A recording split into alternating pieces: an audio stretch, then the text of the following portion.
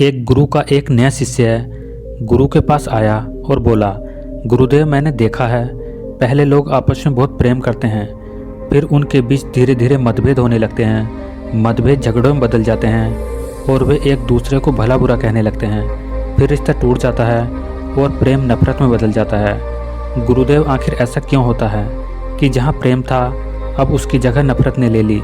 गुरु ने कहा, आज मैं एक किसान से मिलने उसके घर जा रहा हूँ, तुम भी साथ चलना, तुम्हारे इस प्रश्न का उत्तर तुम्हें वहीं मिल जाएगा। थोड़ी देर बाद गुरु शिष्य को लेकर पास के एक गांव में पहुंचे। गांव के बीचों बीच पहुंचकर उन्होंने वहां बने एक घर के दरवाजे को खटखटाया। अंदर से एक व्यक्ति बाहर आया। उसने गुरु को प्रणाम किया और कहा, कहिए गुरुदेव, मैं आपकी किस प्रकार सेवा कर सकता हूँ। गुरु ने उस व्यक्ति से कहा, तुम्हारी पत्नी के साथ जो विवाह चल रहा था, क्या वह समाप्त हो गया? क्या अब तुम खुश हो? उस व्यक्ति ने कहा, उस औरत से विवाह करना मेरी सबसे बड़ी गलती है। वह बिल्कुल भी अच्छी नहीं है। वह मेरा और मेरे परिवार का ख्याल नहीं रखती। वह हमेशा अकड़ कर बात करती है। वह हमेशा गुस्से में रहती है। उसने आज तक मुझे समझा ही नहीं, मेरी कोई बात मानी ही नहीं।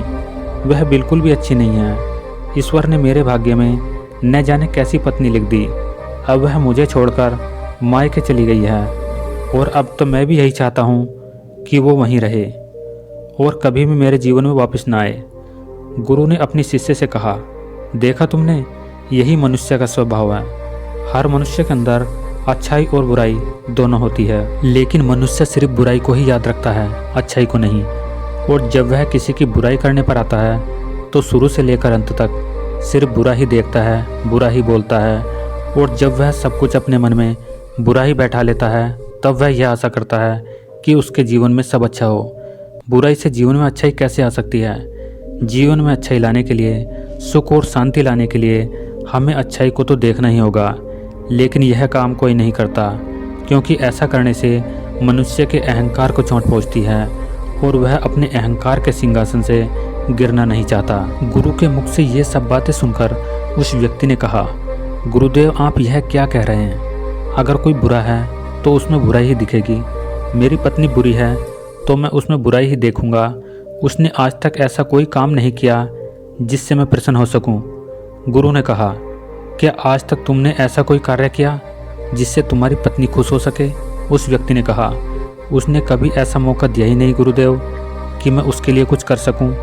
चलो कुछ देर के लिए तुम सारी बुराइयां छोड़ दो, अपनी पत्नी की कमियां भूल जाओ, अपनी पत्नी की कोई एक अच्छाई याद करो और मुझे बताओ। उस व्यक्ति ने कहा, एक बार मेरी माँ बहुत बीमार पड़ गई थी, तब उसने उनकी बहुत सेवा की थी। उन दिनों उसने रात दिन का भी ध्यान नहीं रखा था।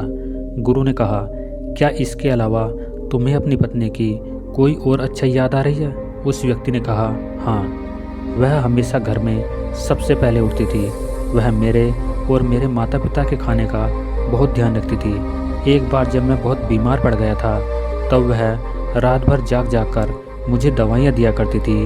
वह बहुत मेहनती थी और अगर उसे कोई तकलीफ़ भी होती थी तो वह मुझे बताती नहीं थी। वह हमेशा इसी प्रयास में रहती थी कि मैं खुश रह सकूं। यह सब बोलते बोलते उस व्यक्ति की आंखों में आंसू आ गए और उसने कहा, गुरुदेव मुझे यह क्या हो गया है? माना कि मेरी पत्नी में बहुत सी कमियां हैं, लेकिन वह बुरी नहीं है। पता नहीं क्यों आज से पहले मैं उसकी अच्छाइयों को देख नहीं पाया। गुरु ने मुस्कुराते हुए कहा, जब हम किसी में बुराई देखते हैं तो बुराई बुराई को खींचती है और वह सब कुछ बुरा दिखाती है और देखती है, और फिर हमारे जीवन में भी सब कुछ बुरा होने लगता है। पर जब हम किसी की अच्छाई देखते हैं तो अच्छाई अच्छाई को खींचती है और हमारे साथ सब कुछ अच्छा होने लगता है। उस व्यक्ति को बात समझ आ गई। उसने गुरु से आज्ञा ली और अपनी पत्नी को लेने चला गया।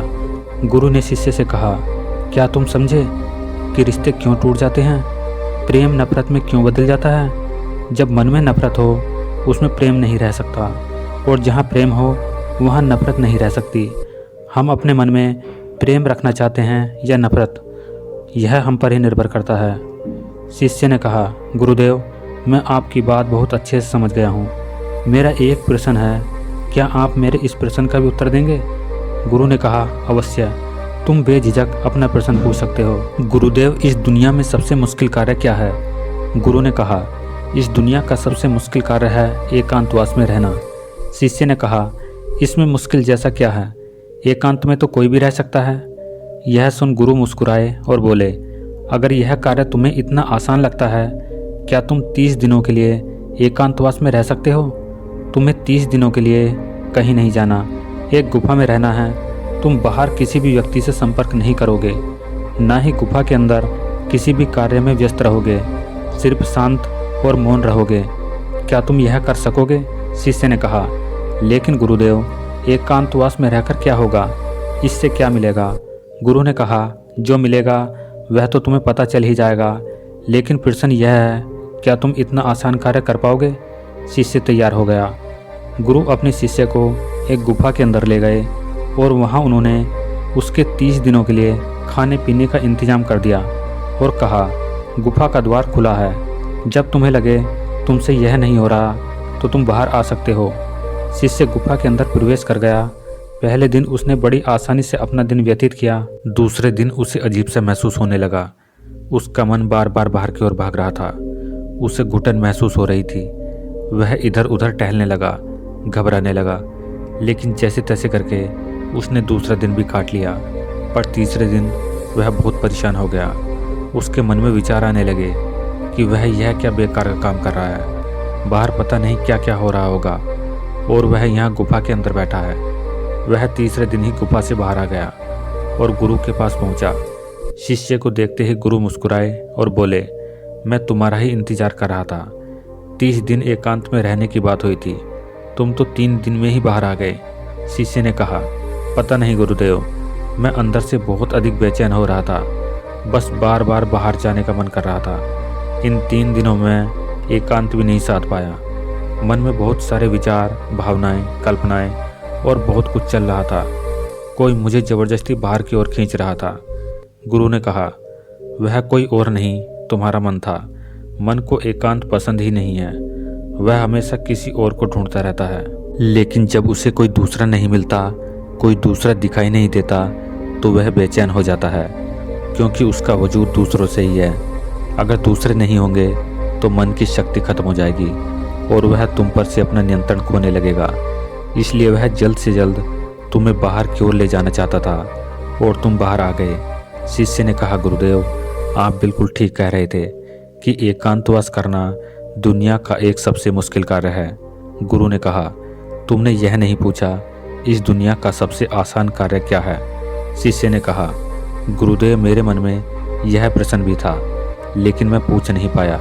गुरु ने कहा, अगर इस दुनिया का सबसे मुश्किल कार्य एकांतवास है, तो इस दुनिया का सबसे आसान कार्य भी एकांतवास है। शिष्य ने कहा कि आप कैसी विरोधाभासी बात कर रहे हैं, मैं कुछ समझ नहीं पा रहा।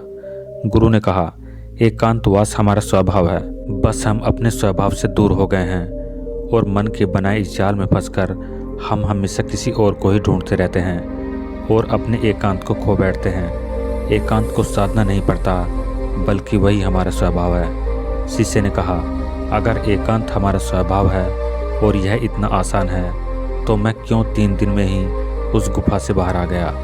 क्यों मुझे वहाँ रहना इतना मुश्किल लगा? क्यों वहाँ मुझे घुटन हो रही थी? क्यों मैं इतना बेचैन हो गया?